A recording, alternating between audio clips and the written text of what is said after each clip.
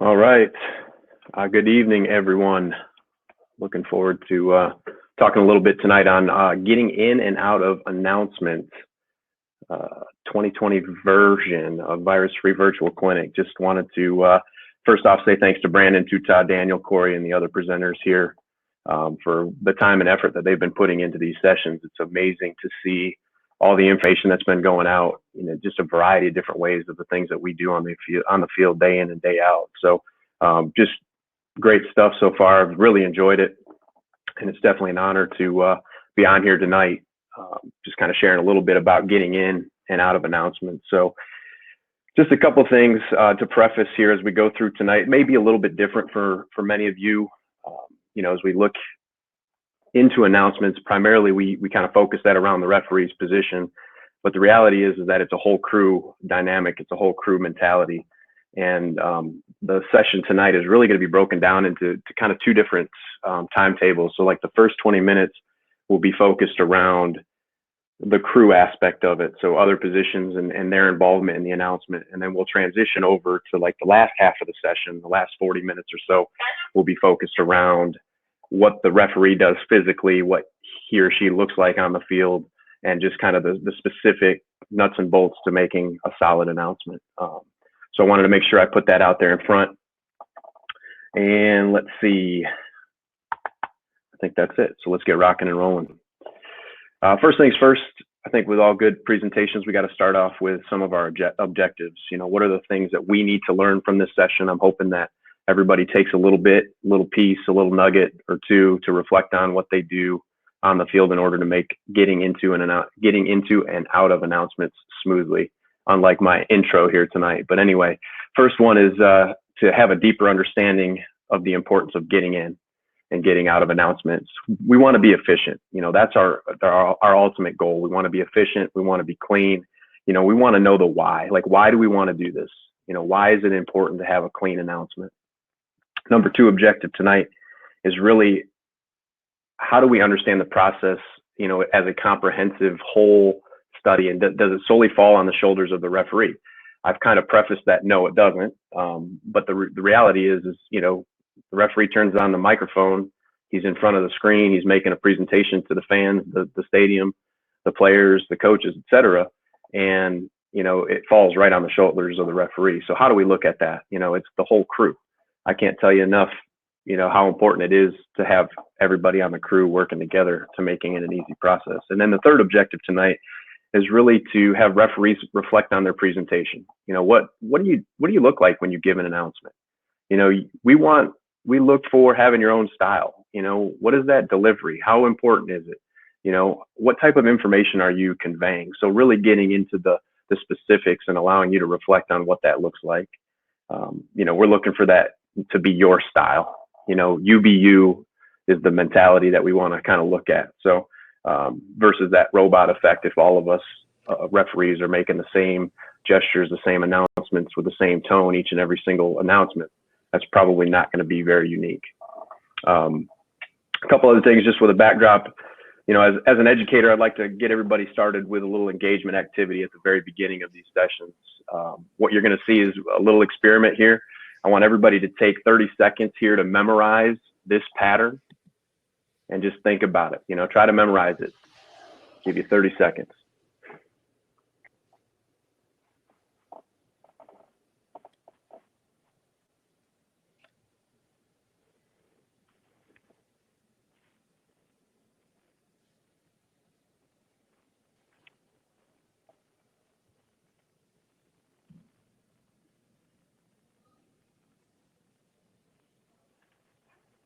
All right, so think to yourself, you have 30 seconds.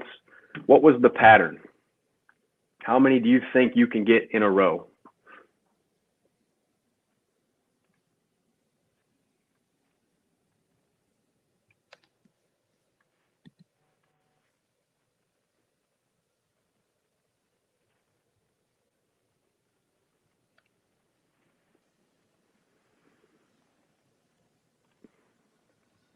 All right, let's see what you did. How well?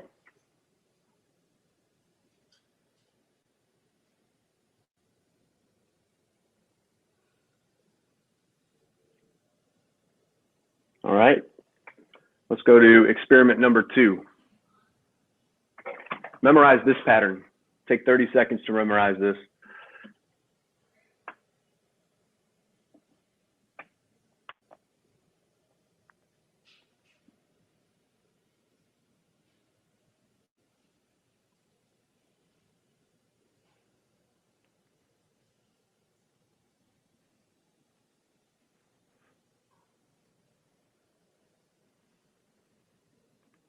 All right, and let's see if you can repeat that pattern and do a little bit better than the first experiment.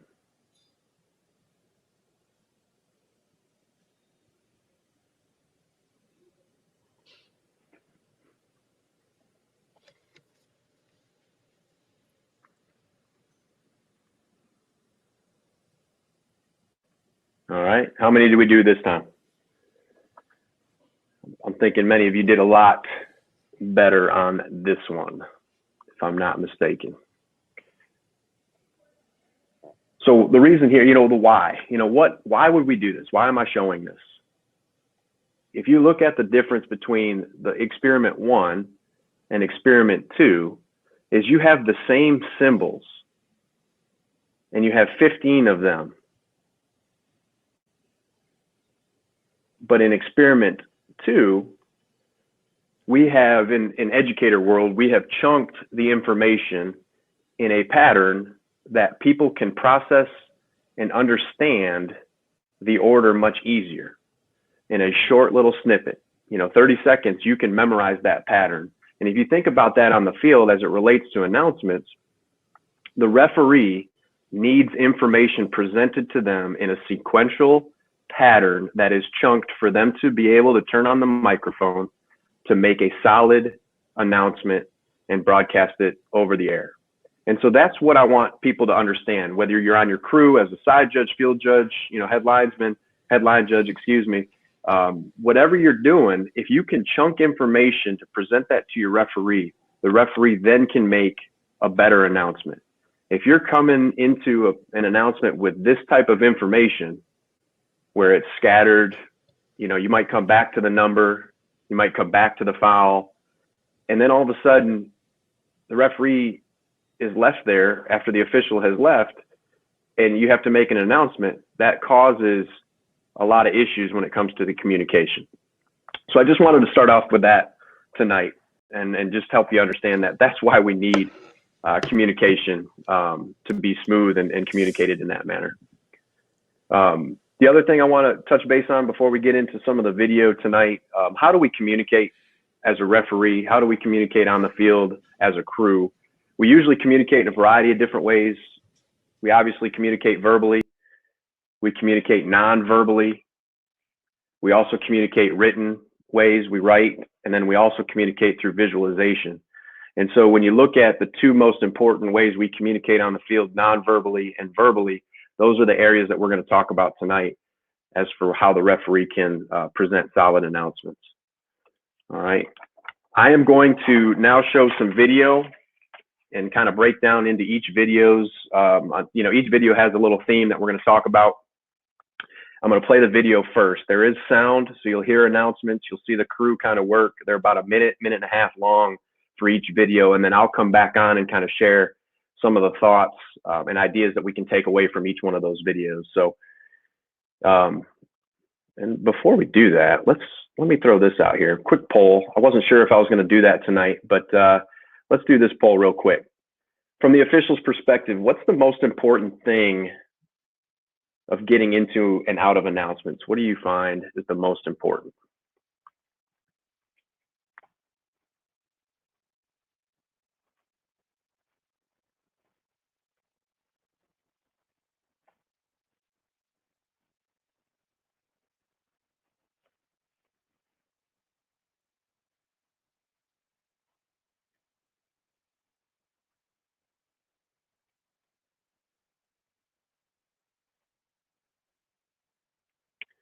Good. Give you about 10 more seconds.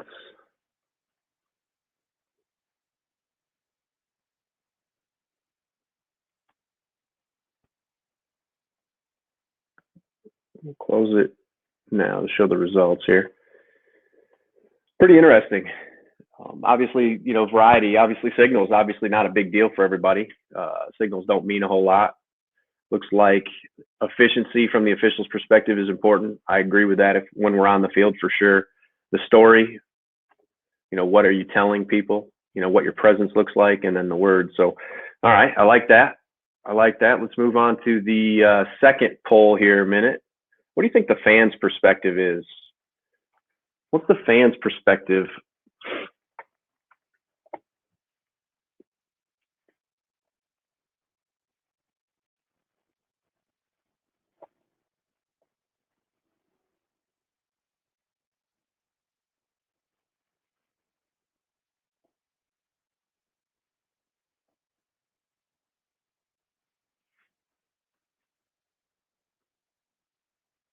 All right, give you about 10 seconds.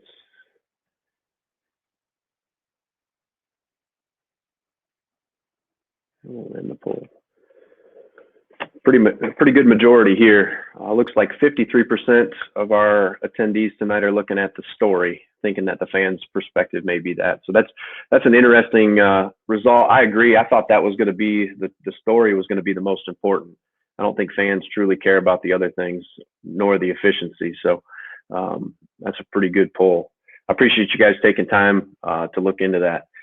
There's a flag. McGee had a hold of Colin Johnson. Keevian McGee, a sophomore, getting a start at corner for the injured A.J. Parker, and that's a tough matchup. He's given up 8 inches to Colin Johnson. Well, he's listed at 5'10", Greg. Pass interference, number 7. Defense, 15-yard penalty from the previous spot. Automatic first down. Play clock at 1. All kinds of stuff going on. The play clock hit 0. There was movement. A defender jumped offside for Texas. So 2 penalty markers are down. I think the delay happened first before movement. The officials are talking about it. Malcolm Roach was the guy that you saw jump into the neutral zone for Texas.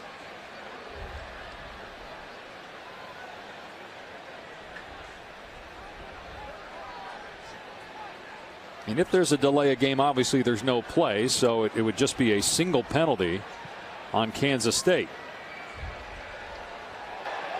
Before the delay of game, offside. Oh, they're saying the offside happened Defense, first. number 32.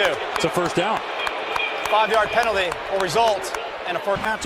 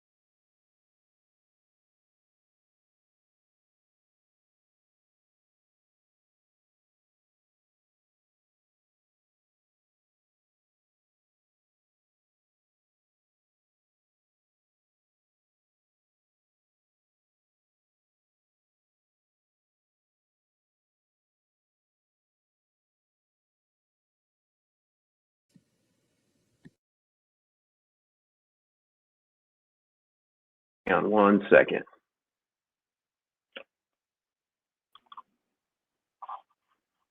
Am I back? I'm back now? We're good? Mike, I think we hear you now, Mike. I apologize. No worries. Holy smokes, I'll get back to it. My bad. Hey, Mike, you're making those announcements. Don't forget to turn your mic on. Hey, was that important? I think so. No, my apologies. I'm glad I'm back. Oh, there we go. Team effort. Hey, my bad. Video number 1 theme is working. No, we did that, Mike. Look, we Which did that. one did you lose me? Oh, you did? We did that on purpose. Absolutely. Right? I mean, I know. To make an announcement, you have to have your microphone on. So we're reinforcing the point. Oh, so no, we heard the video, and now you're back on this slide. Perfect. So the first thing we want to talk about from slide 1 is obviously we're working together as a crew. We talk about everyone having a purpose. no matter if you're working 5-person mechanics on up to 8-person mechanics, everybody has a role, has something to do when it comes down to penalty enforcement. So we want to make sure that everybody takes their role, they help out, they do what they need to do in order to make it go smoothly. Second thing there is obviously we want clear, concise, and complete communication. Please, no matter what information you bring, make sure it's complete and make sure it's there so that everybody has that everybody's on the same page. If you look at that first, the first 2 fouls there with the announcements, other officials are bringing information to each other, and then it's reported to the referee prior to the announcement. Same thing with the timeout, the delay of game, the false start. All those different things had the back judge running in order to help the crew make the correct announcement. And so all of that stuff is very, very important when it comes to communication. The third thing there is that crew takes the necessary time to get it right. We could sit there and watch that announcement. You feel a little bit to that point of getting uncomfortable, but that's what was necessary. That was where everybody was processing the information on the crew in order to make that accurate announcement. We would much rather make an accurate announcement versus an inaccurate announcement and then coming back to correct it. We save so much more time with an accurate announcement when all that information is on the table. So take the necessary time as a crew to make those announcements strong and succinct and clear. And then last but not least is, what's the big picture here from this video? I mean, what's the image and the credibility that's being established with a crew that's communicating effectively on the field? Your audience is out there. Television, you've got your media, you have your fans, you have your coaches, you have your players, you have everybody involved in that announcement. Everybody has to make that announcement. So you want to make sure that when you're coming out, you're getting it accurate, and it takes the whole team to make sure that that's as on point as we possibly can. So, you look at that first video, that crew did a great job of getting that information to the referee to make solid announcements. So, Brandon, anything on video 1 there that needs any clarification with communication there, or anything with penalty enforcement before I kind of move on there? No, I think you're right. We're big on all those answers to the polls you put up. I think it was hard to choose, and that's why the results were split. Mm-hmm. But I think you saw examples of all of those elements in both of those plays, right? I mean, there was confidence, there was certainly efficiency, given the scenario. That's a tough situation to be in. You've got, are you going to pick DOF? Are you going to pick delay a game? Are you going to offset? Are you going to do nothing? How are you going to handle that? You really got to get to a decision, try to make the right decision, best decision with all the information you have, and then communicate it confidently. So I thought those were two good plays to make the point. And before we move on too, when you talk about mechanics, once we get into penalty enforcement, umpire and center judge are the ones that are primarily mechanically looking at marking off the foul. They need to hear all that information to process the yardage, the penalty enforcement, that type of thing. Headline judge and line judge are working hard on the line of scrimmage to be that fail safe with the umpire or center judge. And then obviously your deeps are checking clocks. They're communicating with coaches. They're checking off on the yardage. They're helping the referee with clock status. Those types of things. That everybody can be doing something during that process after that communication has been given. So that way the referee can turn around, turn on his mic that he forgot to do earlier and make that strong, solid announcement, and then move on to the next play. We don't want to spend so much time that's just inefficient time, that we're sitting there, standing there on ice, and then all of a sudden we're waiting for certain things to check off. After I give an announcement, I want to look back, see the ball down on the ground, and away we go, because we want to move on. We don't, one play, it's over, we got to swipe and move on to the next one. So that's just, some of the mechanics that go along with penalty enforcement. I know that's pretty common, but just wanted to touch base with that video here. So,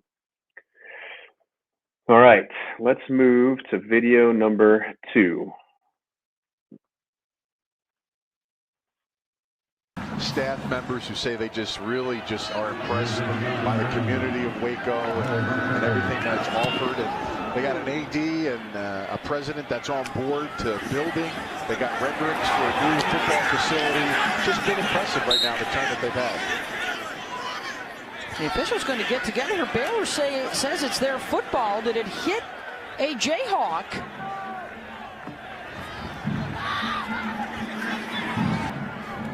Yeah, Beth, down here on field level, the ball was bouncing backwards and might have clipped the heel with a Kansas returner there. Recovered by Baylor. It definitely hits the right hand. And I think that is worth another look.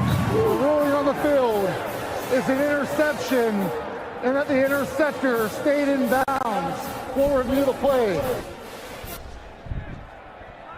And I think this is was it the helmet, the side of the helmet, or actually on the mask? That's There the is no conversation. foul for a face mask on the play. It's second down.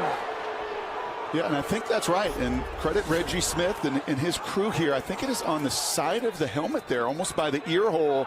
He never actually grabs.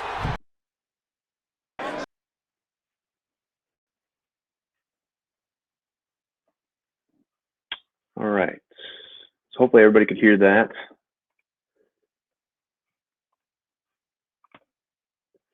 And video number 2 is really just talking about painting a picture, you know, having that clarity that's necessary from the referee. Again, I want to reiterate that, you know, it's a crew mentality. Obviously, in both of these plays, information had to be given to the referee in order for him to make or she to make a solid announcement. Number one, ours cannot do this alone. But the other thing I want to talk about here, referees' cadence and delivery. You know, when you talk about cadence, it's a rhythmic sequence of flow of sounds and language, according to Webster. So, you know, we want to have a rhythmic sequence. So foul, number, offense, penalty, down. You know, foul, offense, number, penalty, down. There's a little fluctuation in there. Everybody can have their own unique sense, but that same cadence helps with consistency, helps with chunking that information that we looked at the very beginning. The other thing we want to look at is posture. You know, how does the referee stand in a postured announcement? What does that look like? Is it displaying confidence non-verbally? Is it displaying a confident posture? Is it not displaying? Does it look like the referee is confident in what they're about to present?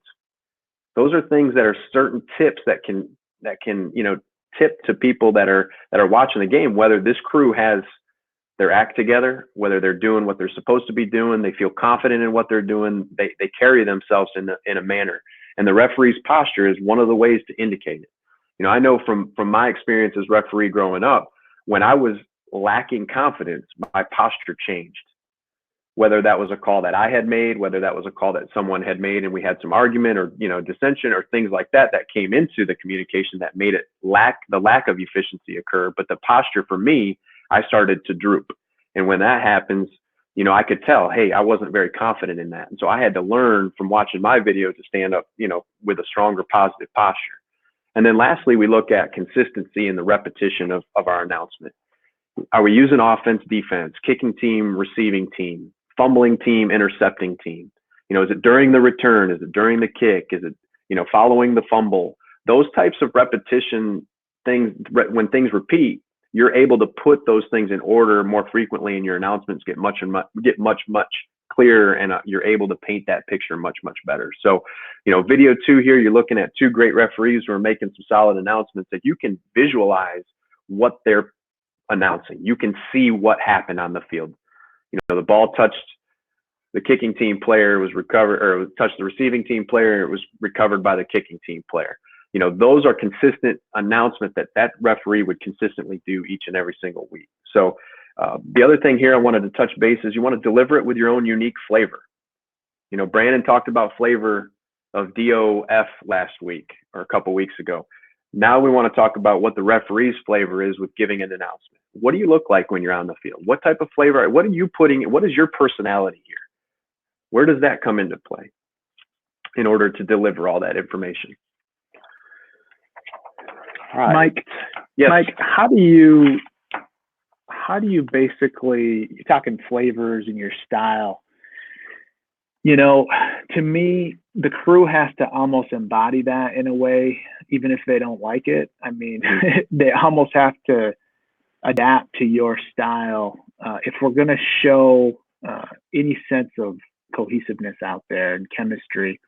And really, to me, that's the only way to perform at the highest level like we all want to. So how do you prepare the crew and kind of inject, you've had a lot of new crews lately. I mean, you've had a lot of new crews in the last 3, 4, 5 years as a referee. So whether it's going into a game first week or going into a season with a new crew, how do you kind of inject your style and help the crew help you so that you can deliver and perform at what you've been able to pull off, which is at a very high level over the last several years? How do you do that?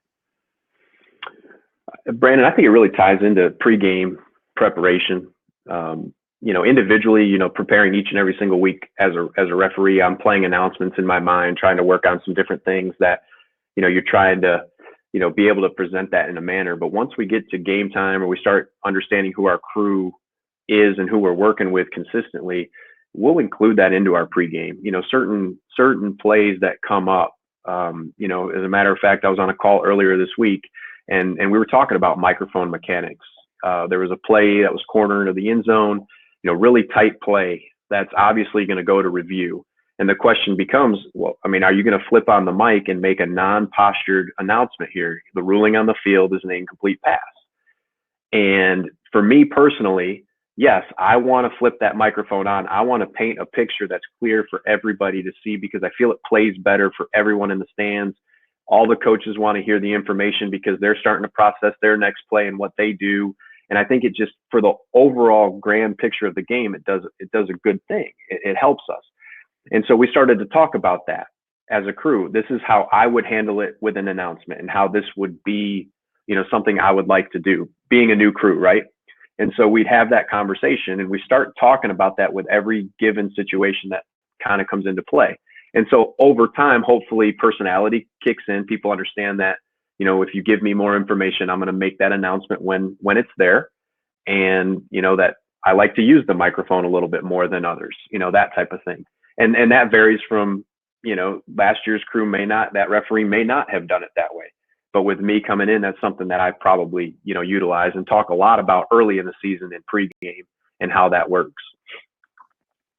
I think you're right, and I think you're talking about setting expectations, almost implementing a framework, that the crew can operate by. And let's just face it, whether you're a first-year referee or a 41st year referee, it's going to be the referee that implements the framework, right? I mean, that's absolutely true. And then talk about, you've hit on it, but authenticity is huge in announcements in terms of, again, all those elements you put up in the first couple polls. I mean, if you're not authentic, forget about all those elements because people are going to be able to see right through you. And let's just be honest, you're not going to be able to pull off an inauthentic version of yourself play after play after play, season after season, announcement after announcement. Right. You're just not, none of us are going to be able to pull that off. So, you've got a lot of things going on, especially all of us as new referees, new to a crew. You're trying to impress all these veterans. How do you maintain your authentic self so that, you pull off what you're talking about here? Yeah, I think, for me, I learned that early, Brandon. I think, you just got to trust in what got you there, right? And rest in just being you, understanding what you're strong at, what your strengths are, watching film, watching announcements, watching things that, you can be comfortable in, and then go out and do your job. And then hopefully you earn that credibility, by stepping on the field, whether it's a scrimmage and you did a lot of front loading early in the season to, the first couple weeks of the season, and then allow your officiating to talk, right? And having that confidence in it. But it's also like taking care of the little things too, seeing a play, observing a play, making a judgment, having your eyes in the right place, and know that you are tracking a play properly, right? So that those things are all taken care of. You talked about pregame stuff last week with the webinar, handling those things. So that's already cleared out of the way so that you can focus on these little things, these little chunk of pieces that go together in order to put out a good product. And I think, you're hitting the points. Authenticity, all those different things come into play. And if you can, just process each one of those from a mental standpoint, the stronger you are mentally, the better off I think you can be, on the field. So I agree. And talking about authenticity, that's really just everybody being themselves. mm-hmm. Don't you think? Don't you think it's just, I can't be like you. No. I sure don't want to be like Tuta, if you think Correct. about it. Right. I can't be like Reggie. I can't be, Jeff Flanagan is in the chat. It's not gonna play too well if I really try to mimic him. I could certainly take elements from what he's done so successfully over time, and then put my own flavor on those elements from Jeff, from Reggie, from Mike, from all these different referees. But ultimately, we got to be ourselves as referees making announcements, don't you think?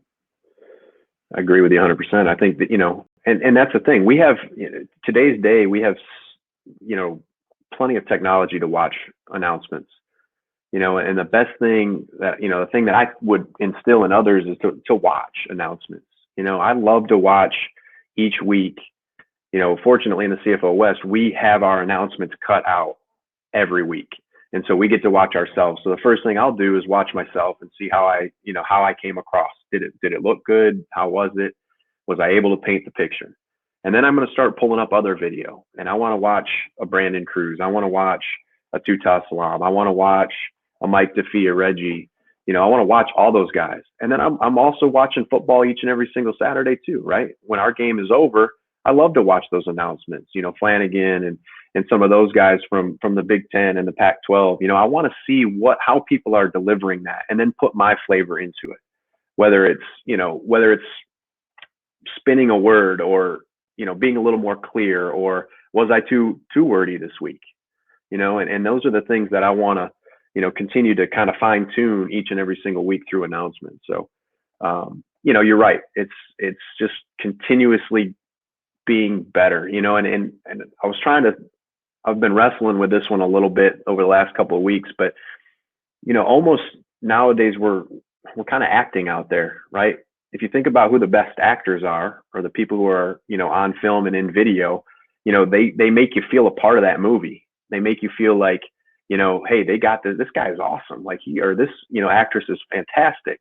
And it's because they kind of welcome you into it. And I think as a referee, we have that unique opportunity on the football field to kind of welcome the people in, from the homes to be comfortable with this crew. And I think you see that, nationally with some of your best referees. And I think that's because of their personality, and they're so, relaxed when they're out there making those strong announcements, because that's the only time you really are seen, right? So yeah, very good. All right, let's move to video 3. Video 3 is called Layups. Let's play that.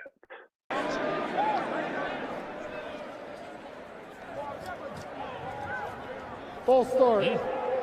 Offense, number 52. 5-yard penalty. Third down. Donald.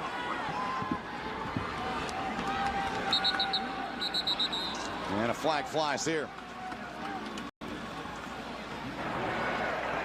False start. Offense, number 23, 5-yard penalty. Still second down. Dicker has been pretty solid for an illegal formation. I think there were too many guys in the backfield. They had 5 guys in the backfield. Illegal formation, more than 4 in the backfield. Offense, 5-yard penalty from the previous spot. Still third down.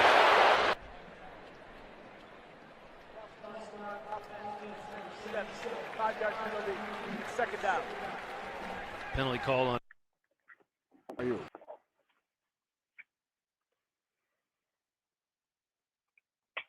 All right, so layups. Let's look at. Layups have got to happen. We have got to make the layups. The most important thing a referee and a crew needs to be able to do is to get in and out of those simple fouls as easily, quickly, and efficiently as possible. Right, that's where credibility is earned and lost, as a matter of fact. And then it's just common to the game.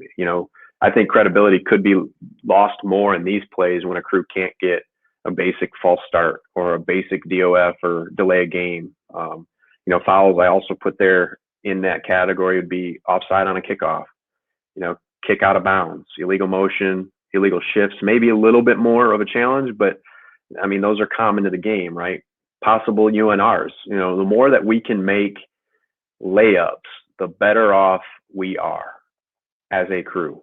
And it plays better on TV. It plays better with your supervisor. It plays better with the coaches, and everything else goes much smoother. So when you have those one fouls, knock them out. You know, get those false starts as quick. You know, get them in. False start, 36 offense, 5-yard penalty.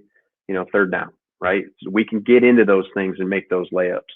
And I can't, you know, reiterate more that, you know, credibility can be lost significantly. So, you know, that's really important when it comes to making the layups. Brandon, anything on layups? I mean, I know it's pretty basic, but. Yeah, you know, one of the things that I've heard, and I see Chris Coit has joined us. Appreciate Chris. He's you know, just one of the best referee trainers out there. You haven't had the pleasure. Do everything you can to get to one of his sessions, making him blush right now, I hope. Yes. So Chris talks about this all the time. He talks about make the layups, you know, put the announcements in the can. And what I think sometimes gets misinterpreted with what he's saying is he expects you to script everything. Mm-hmm. And that is not at all what he's saying. He's saying when things like these happen, the layups, the basic, the common fouls, these just need to be boom, boom, boom. And that's why he talks about this can, you know, get the announcements in the can, you know, take in the information, go to the can, pull the announcement out, use it, and let's get the game going. That's right. But what he also means is, look, some of these things aren't, and maybe you're going to get here next, Mike, but some of the situations aren't in the can. And that's where, you know, our talent and our style is really going to show through.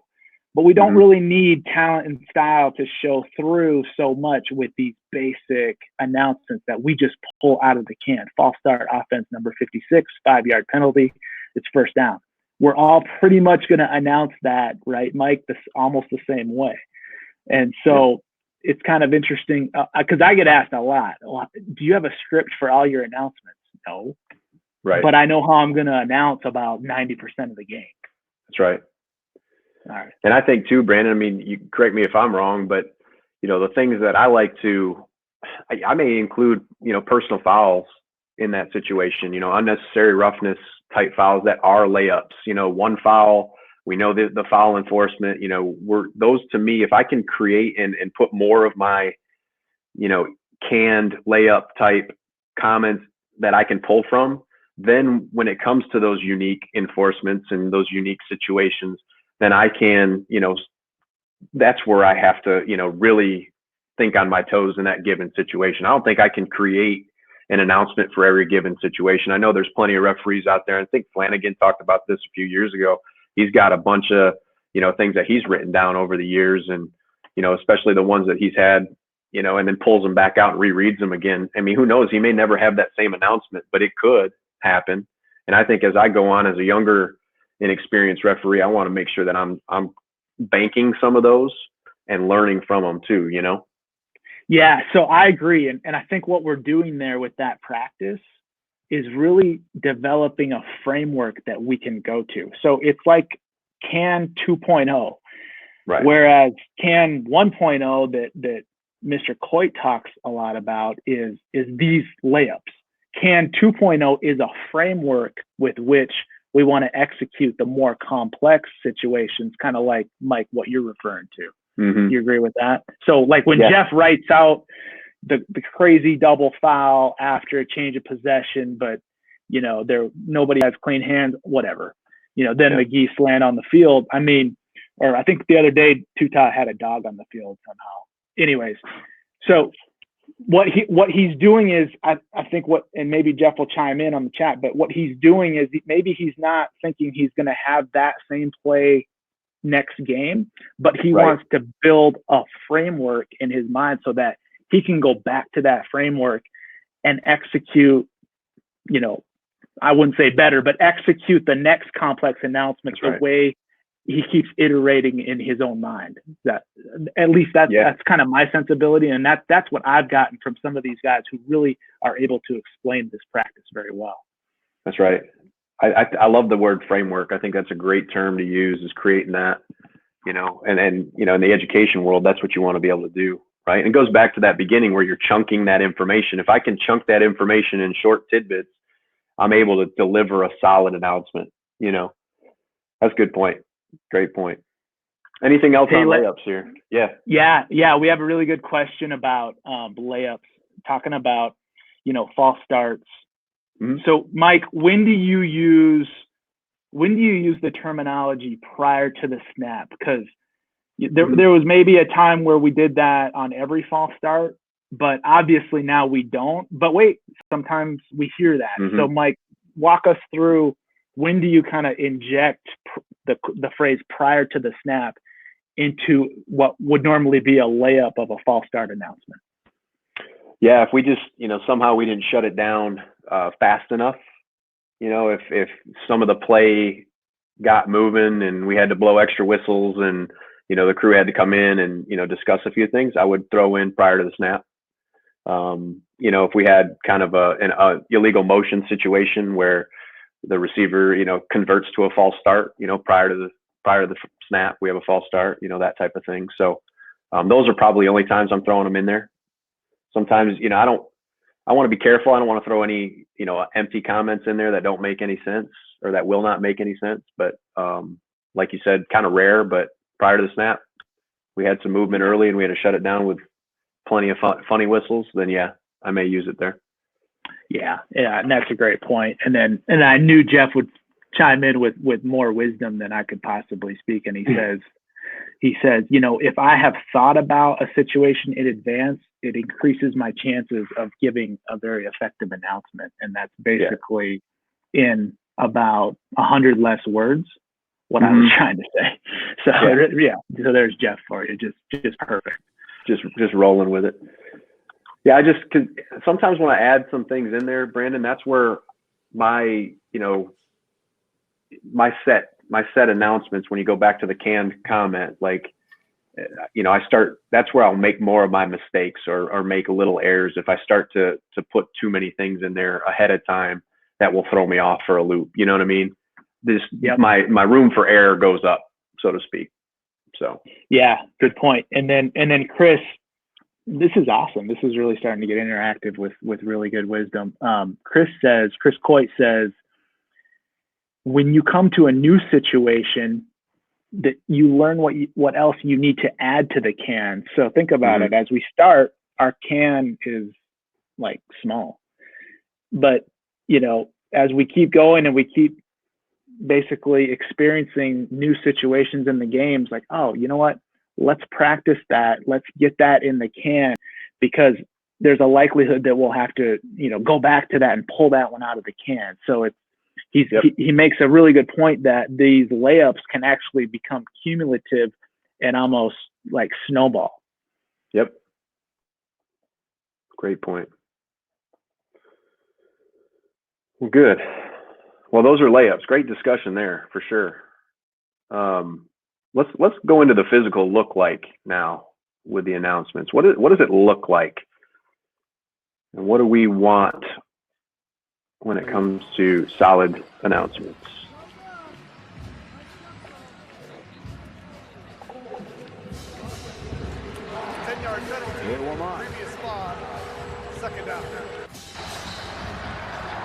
Illegal shift. Offense, number 89. 5-yard penalty. Third down.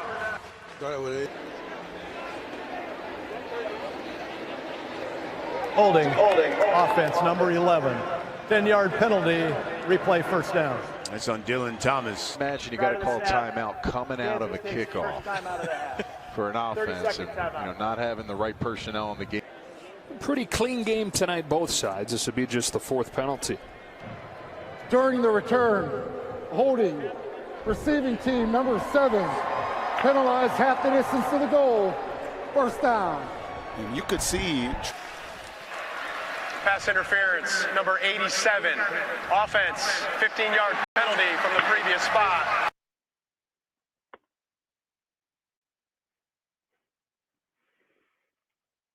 All right. So what does it look like? The physical appearance here. Each one of these announcements, you look at how the referee squared up, had a positive posture. You know, they were confident in their delivery. They had strong positive signals. Eyes were still, eyes were communicative. There weren't players in their way. You know, it was clear, and it was there for them. So you want to make sure you're thinking about those things when it comes down to delivering of the announcement. You know, I talk a little bit about clearing of players. You know, camera's going to find you. You know, in the older days, you know, I remember watching my dad and a few other officials. They would like run to an open spot in the field. And nowadays, you don't necessarily have to do that. The cameras will find you. You'll, you know, get to an open space where it's really near. You don't have to walk, run to. Just turn on your microphone, flip it, and then make your announcement. Focus on how that delivery is presented. What does it look like when those guys were making their announcement, when they were delivering it? You know, think about what you're comfortable with. Where do you want the on-off switch for the microphone? Do you want it on the left-hand side? Do you want it on the right-hand side of your belt? You know, find which one is comfortable. You know, sometimes, you know, that could be just a small little thing that throws you off if it's on the left-hand side of or, you know, where's your lapel set? You know, where does that microphone set up? You know, do you have it in a good, comfortable spot? Is it helping you deliver that? Does it look good? Or is it a big, nasty Madonna mic that you can't handle, which I still get sick when I have those on. But anyway, but those things, those are all part of the physical appearance. And then when you go to delivery, what are your eyes telling? Are you looking away? Are you sliding? You know, are they sliding? Your eyes going left and right? Are they up and down? Or have they found a spot in the stands that's communicating to the press box, or that's communicating to the camera? Make sure your eyes are still. You know, try to keep them there, because when you keep them there, then you're telling a story that is clear and it's not made up and it's confident and everything's on point. So think of those different things. And then lastly, with the physical appearance, there are times where referees need to give non-postured announcements. You have to flip on the microphone when you start hearing those like, oh, I don't know if this is right type plays. You know, the ruling on the field is the runner was down, is, you know, at the 36-yard line, it's first down. You know, leave no doubt. Crew will put the ball down. Umpires got the ball down at the, you know, whatever yard line, and, you know, first down, and away we go, regardless of whether or not you're working with replay or not. All right. So you make those non-postured announcements. Hey, ruling on the field is an incomplete pass. The receiver bobbled the ball. It's second down. Great. No ifs, ands, or buts. Replay can stop it if they want to, but the announcement was made. And then it's, you know, clear and concise, and we've communicated something to the coaches. We've communicated something to the fans, and everybody knows what we ruled on the field. And so those are the things that, you know, with the non-postured announcement can be very helpful when delivering, you know, some information to everybody. So those are the physical appearance. You look at all those videos there, all those officials were giving solid, clear, concise, positive physical appearance and delivery of those announcements. So I just wanted to touch base on that. Brandon, anything on play 4 with physical appearance?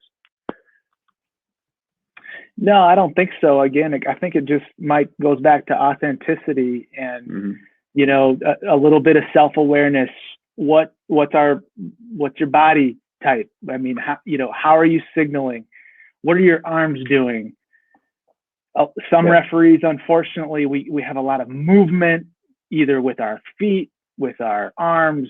So we just, you know, maybe talk about self-evaluation, because I know you're big on this, and you and I have had conversations about just self-evaluating ourselves, and then actually evaluating each other. So, you know, talk about what do you use to make tweaks to your own style in terms of really, you know, the physical appearance and your signals, and how you move your arms, and how you signal the down, and how you signal out to the offending team, and all these different things, right? How do you dismount off the announcement? What do you want that to look like? So how do you really self-evaluate and just go through your process? You've hit on it a little bit, but maybe go deeper. Yeah. So as soon as we get those posted, you know, or even probably starts Saturday night, Sunday when we head home, but I want to look at announcements, right? I want to look at what my announcement was presented or how it was presented in that manner. And so I'll go through it. At times I've been critiqued with, I have the lazy pinky, where I put up, 2 for second down, but my pinky will leak out, or, it doesn't show. It may show like 3, and so those are things that I've kind of looked at over time. It doesn't display as well as I want. Sometimes I'll look at my eyes. Am I communicating to the TV? Am I able to pick up the camera? Are my eyes still, or am I looking around? Am I shifty? Where are my hands at the side? Do I look comfortable? Do I look nervous? Am I doing certain things in that area? And so I'm critiquing myself in all of those different areas. And then I'm going, the next phase is, what am I hearing? How's my cadence? How's the rhythm in my announcement? Did I talk too fast? Was it too slow? Was I clear? And what did it sound like? And then what did I physically say, right? I mean, was it clear and concise? Was it made up? Was it, did I add too many things in there? Did I talk too much? Could I have, cut things down? Timeout, Oklahoma, timeout, Kansas State, second charge timeout, this timeout 30 seconds. Could I have done some things to condense that up? Like you talked about with Flanagan, saying something in 20 words versus 100 words. So those are some things that I'm always constantly looking at. And then, talking about our other officials in the CFO West, pulling those up to see and take some of the things that they do well and look at how they're communicating things. And, Brandon's, if you guys watch Brandon, he's very relaxed when he walks into announcements on occasion. Now, I know he critiques that because he wants to be a little more stationary, and sometimes he'll walk into it. And I know, he's like, yeah, I don't want to do that as much. Right. And you could probably speak to that more, Brandon, but those are things that like we hear from observers too. And I'll have a tendency to walk into certain announcements that, almost too casual and too lackadaisical and those types of things. So, you got to be a little bit careful. And then you have other officials who are very, postured, and they're very robotic in their announcements and things like that. But that's who they are, and it still is delivered in a very positive manner. So those are really, really interesting ways of trying to, observe and work through announcements and get better each and every single week doing that. And you're never going to have a perfect game, I don't think. I don't know if I've had better announcement games than I've had, poor ones. And I have a video to show you at the very end here of a very poor announcement that I've learned a lot from. But you kind of talk about those things, right? And you want to make sure that, even if you do make a little mistake, well, limit that. Make only one announcement be a mistake this game. And then, hopefully you don't have that, later in the season or later in the next game, things like that. You want to correct it and keep moving on. So yeah, does that answer? Yeah, absolutely. I mean, I think that's great. One other thing that we don't think about as much is our partners, in the TV production world, right? And the announcers, the broadcasters. Mm-hmm. There's really, it's really interesting as you watch games and the seasoned announcers kind of know when to stop talking and let the referee. You see what I'm saying? Absolutely. And the producers almost know when to put the camera on the referee, in time. Yep. So I find that interesting. And what that I think really is built off of is some of those referees that develop certain triggers, to when they're going to talk. So, Mike, what do you do? I mean, what I like to do is if I'm talking to a fellow official, I kind of like to put my back to the press box. Yeah. Yes. Because my goal is really to always look at that 50-yard line camera. Yep. And so, hopefully, as we work with our TV partners and we talk to them before the game, just like we talk to coaches before the game, chain crew people, ball boys. I mean, it's basically the same thing. It's another box to check for our preparation. And I always do like to tell them and just form a really good relationship with them about things like, hey, I'm going to have my back to the camera. Man, when I spin around, It's showtime. You know, that's when I'm going to go. So you don't have to film me with my back to the camera, but when I spin around, the mic's going to flip on and you're going to get the announcement, and hopefully it's concise and it's short and it's full of information, and then we'll get out of it and we'll go. I mean, do you do anything different or? No, I think, you know, you hit the nail on the head. You know, keeping your back to the camera, you know, back to the press box side, whatever you want to say. But that's important, right? I mean, I think there have been times, you know, early, and one of my examples here at the end will show just not that. Like it's a bad example of it, because I'm facing the camera and I'm walking around, and, you know, I'm not ready to make an announcement at that point because there are other things going on. So what I learned quickly from that is to keep your back turned and then turn from that, and they're ready. You know, 99% of the time, the camera's on you, ready to make that announcement. And if not, you know, they're showing a replay of, you know, the offensive hold that we had on that play and that type of thing. So you're right, you know, keeping your back, and you're waiting for information anyway. And I'm not going to turn and face them until I have the right information from the crew, you know, and then that's when you have that moment to make that announcement.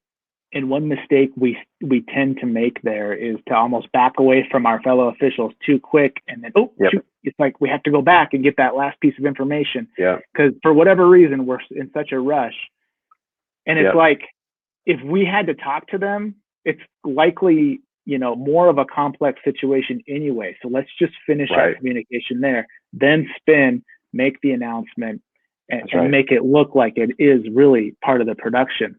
So Mike, we have a surprise guest that has joined us. Interesting.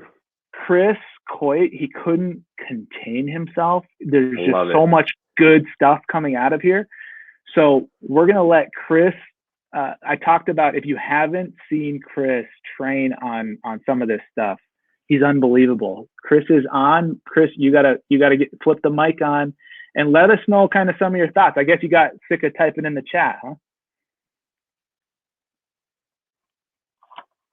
And if you're trying to talk, we're not here. Microphone, Chris, microphone. Okay, no worries. We'll get that figured out. That was supposed to be real. Are you on? I saw him chime in. Yeah. Well, we can get him on the back end of it. We'll get to the presentation. We can chat a little bit. Keep it rolling. Keep it rolling. I think too, and just to kind of piggyback off of what you said too, Brandon, one strategy that I've been able to kind of utilize over the last couple of years is before I turn and pivot, I'm going to repeat what the ruling or what our, you know, penalty is going to be. So, you know, when you go through the scenario later, I'm going to repeat something back, and then I'm going to get the verification from everybody that we're all on the same page, and away we go. So that's one strategy that I found has been pretty, you know, helpful from that standpoint. So, all right, last video, play 5 here. We're just basically just audio, no video until the very end, where you get to see a very uncomfortable, awkward. I still get, you know, just sick watching it, of me making a really poor announcement. So those of you who are still on need to, you know, pay close attention to that. So here we go.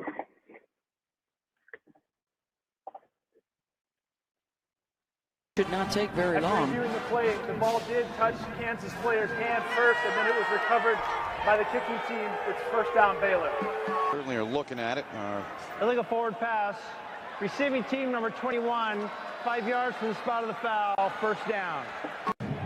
Pass interference, defense, number 6, spot of the foul, automatic first down. These Sooners are After further review, the ruling on the field of targeting is confirmed. Number 3 is disqualified from the game. 15-yard penalty from the previous spot, automatic first down. And I know for After reviewing the play, the ruling on the field of the runner short of the goal line is confirmed. First down, TCU. So the illegal kick out of bounds on kicking team. By rule, the ball will be placed at the 35-yard line. First down, Kansas. During the run, illegal block in the back. Number 11, offense. 10-yard penalty from the previous spot.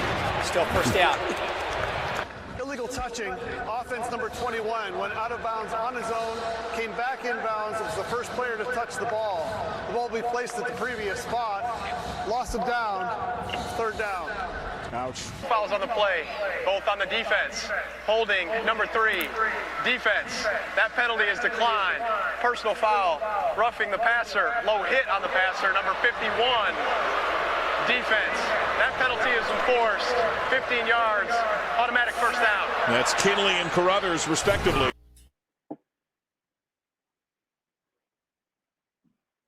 Michael Vandervelde. Doesn't appear he's going to tell us what's going on. The previous play is under further review. The ruling was the runner fumbled the ball. The review will start.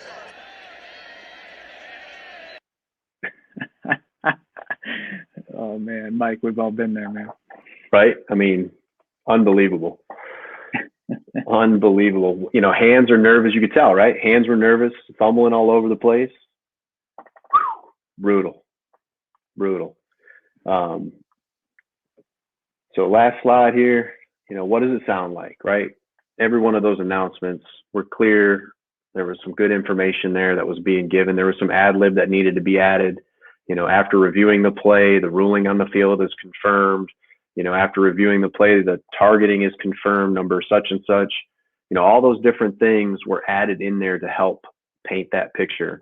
And when you hear those words, it was very clear. They gave the story. You could picture a play just by hearing those announcements. So, you know, we want to also, you know, even though sounding wasn't a big thing back at our poll at the beginning, but people were on, you know, we're able to put that information now where, hey, it does sound good when you put the words together and it is clean and it's, you know, it's delivered in a proper manner. So, you know, you look at the whole thing, Brandon, you want to make sure that, you know, as referees, we want to put the whole package out there. You know, obviously all of these videos, there's a piece of the puzzle that go into and get us into announcements and out of announcements, you know, that's clean and concise and to the point. And when it's done well, you know, the best officials out there, the best crews out there, games are played well, you know, get a lot of credibility from everywhere else, and it's a pretty thing. So anyway, that's all I have from that regard. Really good, you know, a lot of great elements here that can really, I think, help any referee, whether new or if you're looking to bolster your performance, like we all should be looking to all the time in the area of giving announcements. And you know, we'll try one more time with Chris. You know, turn your microphone on and see if we got you. You know, welcome. I'm here, Brandon. And you know, this is Chris is personally somebody who's helped me out a lot. And he's got a pretty good resume. How many conference championships? 2? Only one, Brandon. Only one. Well, you made up for the other one with the national championship. Oh, so this is the last national championship referee, Chris Coit. And Chris, having you with Mike on here, to me is really good in terms of mixing ideas and thoughts. And I know you had especially something. I'll go back to slide 4 here. What are your thoughts in terms of what you want to bring to the table? Mm-hmm. Well, I always talk about every official, whatever position, and certainly referees, because we are on camera, that we have to decide what our image is going to be. What do we want to put forth? Do you want to project athleticism, control, comportment, all of those elements, and whatever type of official you want to be, everything that you do physically and for us verbally as referees has to serve that mission. So you guys were talking about being critical of yourselves, and I used to have a tick where I would scratch my cheek, which would tell me I was nervous, and I had to figure out how not to do that because it didn't serve my mission. And my mission was to be athletic, appear under control,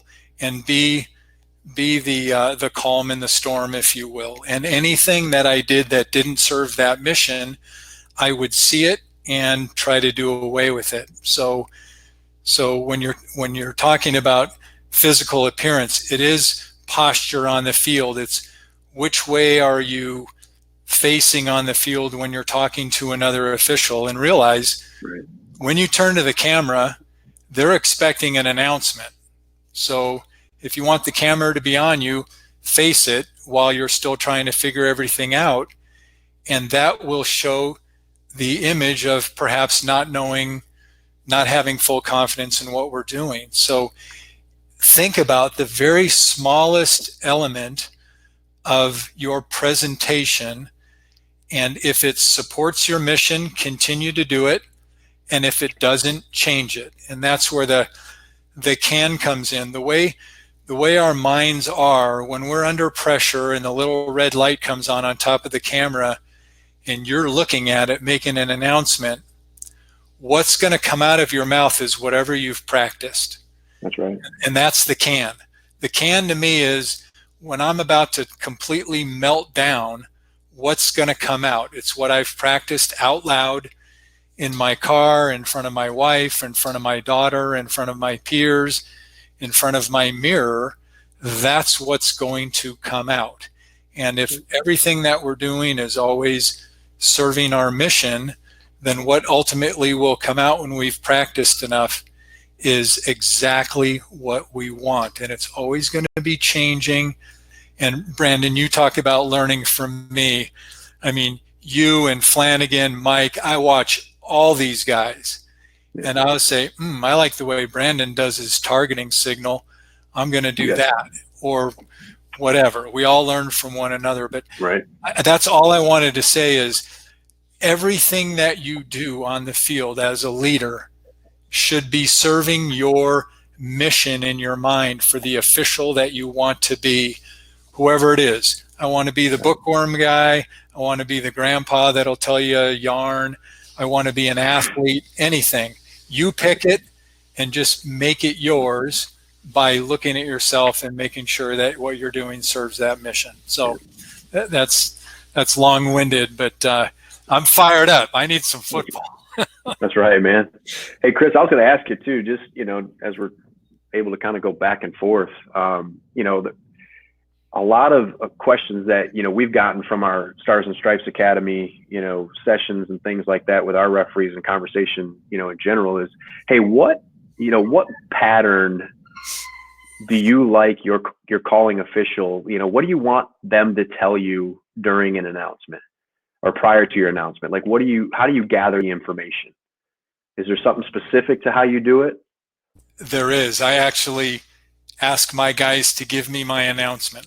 So after they tell me what happened, and the referees, we have a sense for what happened on a play generally, but there are times that we don't. So result of the play first, but I want holding, defense number 26, 10-yard penalty, right? And that's the way that I do it, and that's the order that I announce it.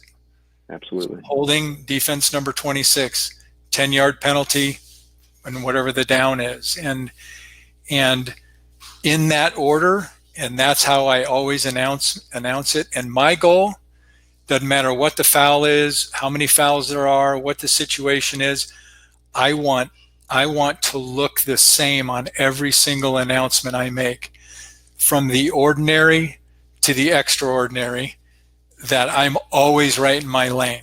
And that's where the can comes in. That, you know what, I've made this announcement before, and I've made that announcement before, and now I'm going to combine those into an offset. So that's where that cumulative part comes in, that we prepare, you can put in the can 99%.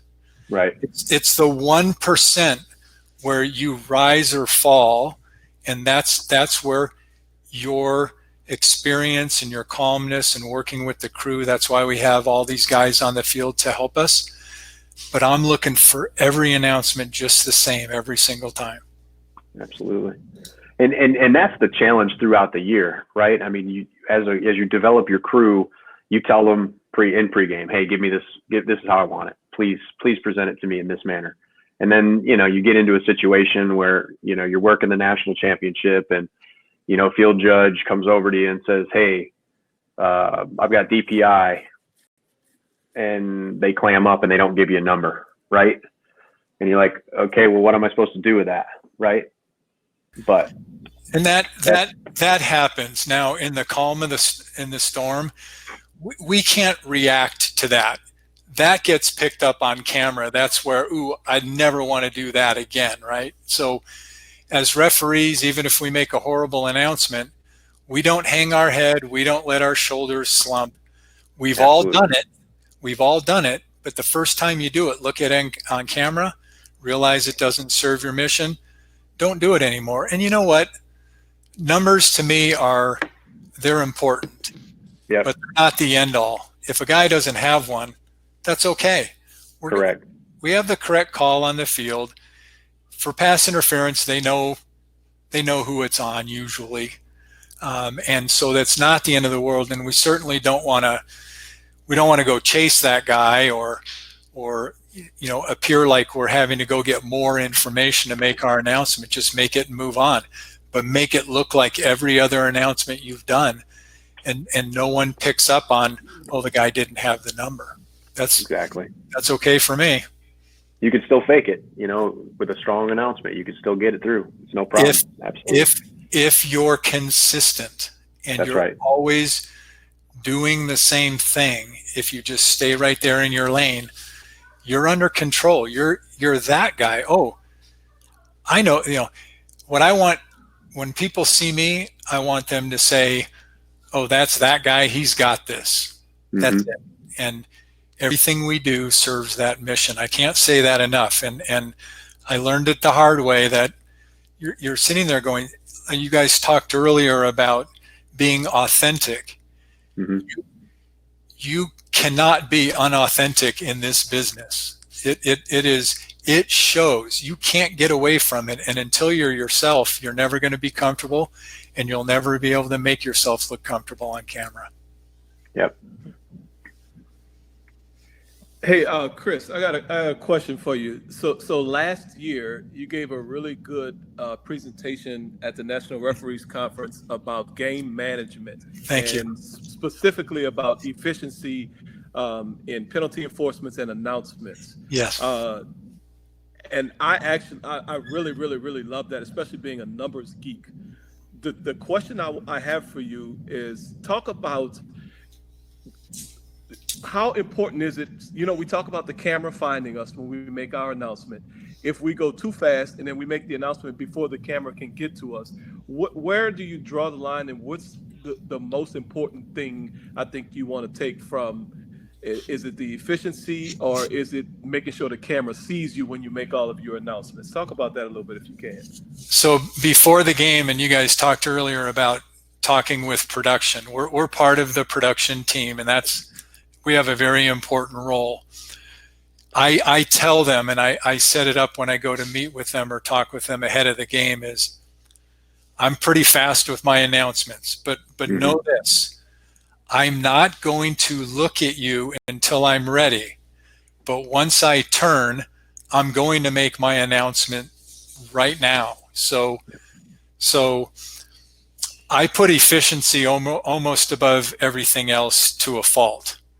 And we time how long it takes to end the play to the beginning of our announcement.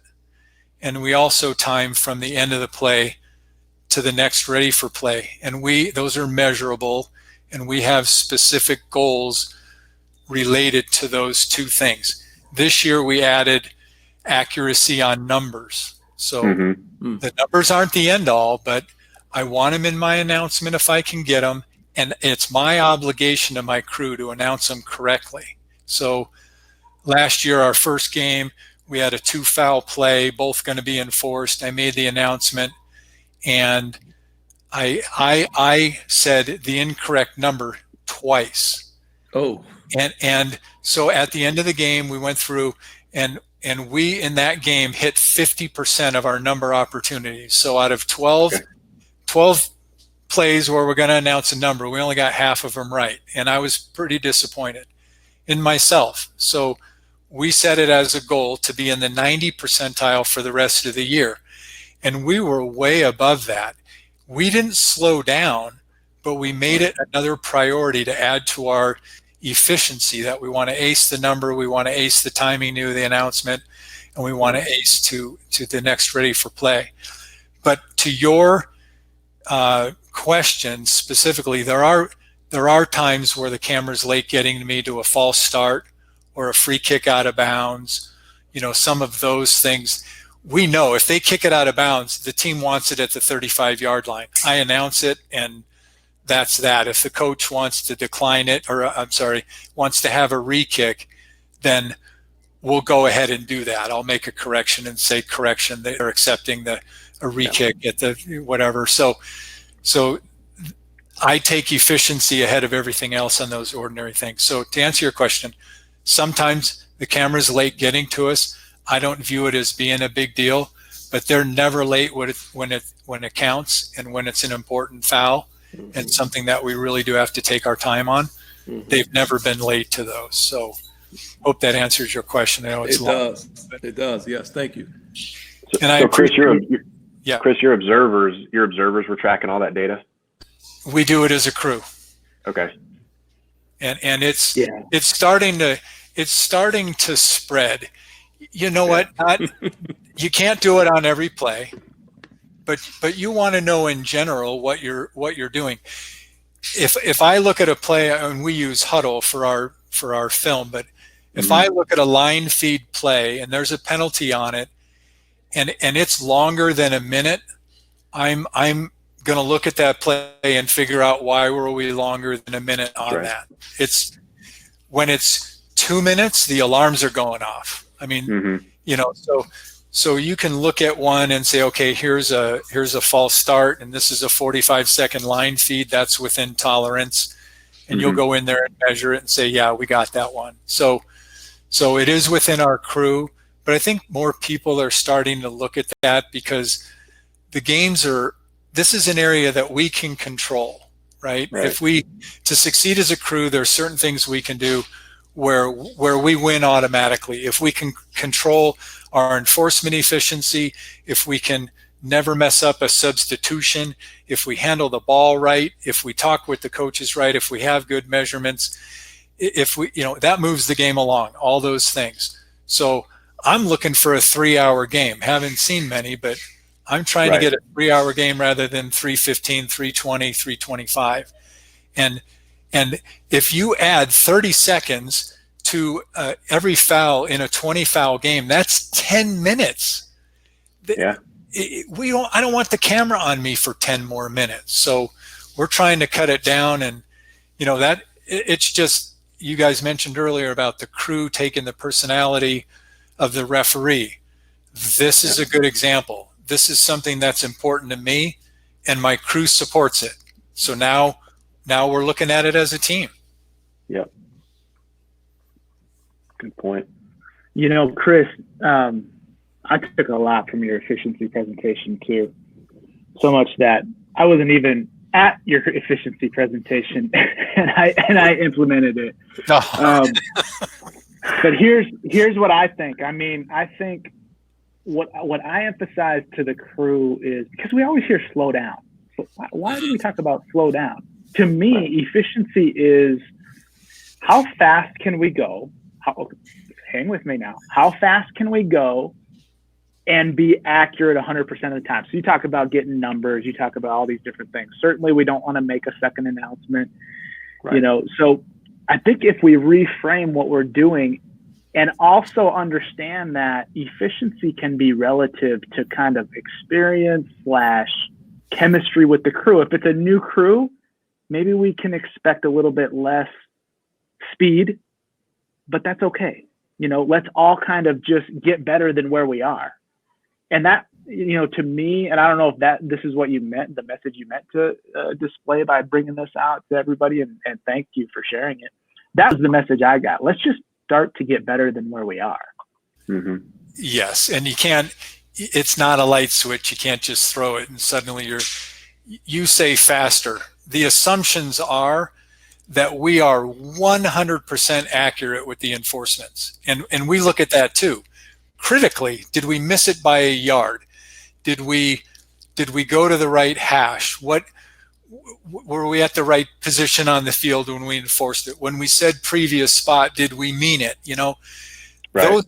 The before you start talking about the time it takes, the basic standard is you're 100% accurate, right? So you have to build that first. And if it takes more time to build that, then take more time. But once you have that as your basis, you can start to look at where do we get spread out on the field? Kicking plays, when we have fouls on kicking plays. So we may have to close the distance faster in order to stay on time, or we may have to use the 0-2-0 a little bit. And I'm an 0-2-0 minimalist. I rarely use mine, right? And that's just me. But I know when I have a flag down on a free kick or a scrimmage kick, I'm going to have to move. And I recognize that, I finish the play, and then I move to be efficient. And so there's a lot to the efficiency thing, but it is never at the expense of accuracy. And if we have to correct, we'll correct it rather than remain inaccurate. So when we're evaluating our performance for enforcement efficiency, we look at numbers, we look at time, we look at accuracy of that enforcement in yardage and position on the field. These are things that you can absolutely evaluate yourself because they're measurable 100%. It's not judgment, right? Everybody's going to question whether or not it was holding, but nobody can say we enforced a penalty inefficiently or inaccurately, period. And that builds credibility. You it's can like, have it's keep going, perfect game, right? Just mess one up, have to walk it back and then reinforce it. Your perfect game's gone. No doubt. That's right. And your numbers you're talking about will take a hit. So this is the chart that our crew looked at every single week of every single year. Every single week of the season last year. And this was really, Chris, again, inspired by you and your presentation. So I really appreciate it. So, and I don't know how easy or hard this is to read, but basically, if you just kind of set an arbitrary goal of 30 seconds for the entire penalty process, the blue time is time zero, Chris, and I think you defined it as almost like the whistle is blown to end the previous play, right? That's time zero. Yes. Basically, or an official signal or something. Okay, start the stopwatch. The blue is how long it takes for the referee to start his announcement. Perfect. All right. And then the red is from the start of the referee's announcement up to until the ball is ready for play on the next play. Yep. Right. Okay. So that's kind of the whole concept Chris presented last year. So I took this and said, I'm doing this. Nothing's going to stop me now. So look at this. This was this one. Let's see. Let me get a better. So like this one right here is a simple false start. False start, third quarter, 5 seconds into the announcement, and then 10 additional seconds to start the play clock. Basically, is what we're talking about. 15 seconds overall. That's what we want to see. But this one over here was a blindside block. So we have to have a scale, a varying scale of expectations on our processes. Blindside block. What was the play? I don't remember. Maybe it was a pump play. So, oh my God. It's probably a kick. Exactly. So you add a kick or a turnover into that. Now things are really, it's more complex. So I mean, sure, we can think, let's hit all these at 30 seconds, but we understand different play types, different fouls, different inputs into what our process is can lengthen the timeout. And we're okay with that, but maybe we're not. I mean, maybe we should look at this blindside block play, and since it was our longest time with what we could control in terms of efficiency, right? Right. This was really our longest time during that game. Let's analyze that. Did we break down in communication? Did we have to repeat ourselves? Did we enforce it wrong? I mean, this data, Chris, that you inspired kind of some of us to go after, during our season was just awesome, and it really created great conversation. So I don't know. I think you use some type of chart like this, but Yeah. Thank you very much for presenting that. Well, we use green and red. I mean, green is we're okay. When it goes red, you're going to hear from me. But it's looking at it to say what happened here. You can't just say they're all going to be under 30, but all the false starts and DOFs and substitution stuff that of course will be, but something that requires some conversation. And you know what?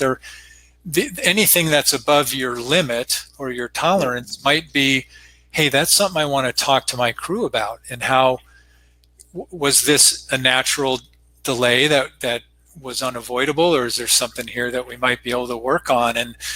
And now layer over this, was it enforced accurately, yardage and position, and did we get the number right? So I'm looking for metrics that I can measure that don't involve anybody's judgment. This is real data that you can measure, and I'm glad. This is great. Now I do know you guys don't call enough fouls down there in the 12 because there's only 10 here for a whole game. That's like a quarter. bigger threshold. Yeah, no, good job. Yeah, right. It's like you hit them hard in the first quarter and left them alone after that. That's right. Exactly. All right. So, while we're here and closing this out, let's we talk the talk. Let's walk the walk. Mm-hmm. All right. Don't leave on them, Chris. You're in this too, man. Okay. All right. Here we go. So play situation number 1. Bear with me. I'm just going to get back to the title slide here. Play situation number 1. Mike, what would your announcement be? So I'll be the reporting official. Good luck. I got to go. Yeah. This was not rehearsed. Okay. We have integrity. Trust me, this was not rehearsed. So, Mike, what's your announcement? I'll just be the reporting official. So we're down. Team A is knocking on the door to score. We're down in deep in plus territory. Okay. So I'm the umpire after the play. I run up to you. I'm really excited. Right. I have a flag. I got hands to the face. Number 92. Okay. So, Brandon, you told me you have number 92, hands to the face. Yeah, man. It's a good call. Trust me. It's a good call, Mike. Great. Help me real quick, Brandon, though. I need to know the result of the play. Oh, you know what? The result of the play was a touchdown. Okay, and then it was on your hands to the face, defense or offense? Oh, you need to know that? Yeah, it was on the defense. It was on the defense. Okay, so you're telling me we have a scoring play. The result of the play is a touchdown. We have hands to the face, number 92 defense, correct? Yes, sir. Do you want me to do anything else? No, stay with me. Okay. Hey, slow down here. I know it's big time. I know it's your first Big 12 game, so relax here with me. We're gonna enforce that on the succeeding kickoff, correct? Are you good with that? I'm good, Mike. That's great. We talked about that last night in pregame. These carry over. It's personal foul on the defense, and they scored, so these carry over. That's great. Yeah. And you said 92? 92. All right, I'm making my announcement. Personal foul, hands to the face, number 92, defense. That penalty will be enforced on the succeeding kickoff, 15 yards. Result of the play is a touchdown. Boom. Very good. And we're letting Brandon go. Yeah, get out of here. You're fired. And then at halftime, the call to the supervisor is, do we have any other umpires in a 30-mile radius that can come mark the game? Chris, anything different? I mean, would you process that any differently? Or Mike made a great announcement. No, I think what he was asking for was obviously and maliciously left out of the initial report. But malicious is strong, but okay. That's why because you're going to know, Mike's going to know, okay, it's a touchdown, and you're saying 92. I would just, is that offense or defense, Brandon? I mean, that same process, we are going to get all of that, but yeah. But that's, you would have to know all that either from direct input or from what happened on the field. And, you know, in certain as far as efficiency goes, this is one like, are we going to have our crew go over there and ask the coach if he wants it on the kickoff or the try? No. We're not, right? Unless 2 points matters, right? So right. There are a lot of those. And getting back to that cumulative thing in the can, these are cumulative things for the crew to know that you know, when they're kicking an extra point and we have a DOF either before the snap or you know, in the neutral zone at the snap, that we're not going to the coach for, do you want this or not, right? Unless it matters. And those are things, again, that as a crew you cumulatively learn. But there's nothing worse than that pause of waiting for a crewmate to remember or figure out that he needs to go talk to the coach. But we're only going to hesitate when we know they need to, right? And that's our responsibility of knowing, hey, this is a weak spot in my crew and I'm going to improve it, or this is a weak spot in my crew and I'm going to fill in the blank here, right? Yep. Yeah, I think it's two parts, Chris. As referees, you know, we got to be good enough to kind of fill in the gaps. What are the questions during the kick, during the return? Was it on the offense? Was it on the defense? What was the result of the play? We got to be good enough to fill in the gaps. Yeah. But we also need to coach. That was an awful example of reporting a foul. It wasn't malicious, Chris. It was maliciously awful. It was not malicious, but it was a really bad example. And so what are we going to do? We're going to talk to that, you know, official during the week. Hey, man, or whoever, look, you know, we need a better report out of that. Let's go through that again. Let's just go through that. Let's put the video up, or maybe even in pregame. Let's do a one-on-one session when we get to the hotel or we get to the stadium, whatever our pregame situation is. Let's do a one-on. Let's just go through that again. Let's go walk the field. Let's just reenact all that. I mean, something, right? Put us back in an environment that's productive, and we can just be better than we were there, right? That's what it's all about. So start with, that was a great call. Yeah, exactly. Yeah. Hopefully. Exactly. Yeah. And referees are managers of their crews, and we're psychologists and everything else. That was a great call. It's definitely there. I just want to go back through the reporting part. And I talk about this in some of the coaching that I do. Here's how our brains work. You go through it the first time and you completely flub it up. You don't do it right. Then you in doing that, you're starting to lay some track. Then the next time you do it, the track that you laid before is there, and then you improve on the other parts. When you're done practicing 2, 3, 4, 5, 6, 7 times, when it comes down to the 7th time, you're an ace. It'll always be perfect. That's putting it in the can, right? So that one time, hey, you know what? Let's practice this again. And the next time, let's do it one more time because this would really help me. Now you got the guy to do it 3 or 4 times, and then it's always going to come out that way. But if we just, and you can't go and hammer it, you know, you got to do that better next time. Well, the message is not going to be received because that instantly turns people off, and then you're not on the same team anymore. And we want to be on the same team. Yep. All right. Very good. Play 2. Mm-hmm. Not getting easy. We're not getting off the hook easy. I'm the field judge. Okay. I've thrown the flag. Look, we were snapped. It was 2nd and 5 from the 40-yard line, the B40 going in. 2nd and 5 from the 40. Long play. Again, result of the play is a touchdown. It's really, really good, explosive play by the offense. You can picture this. We're painting a picture.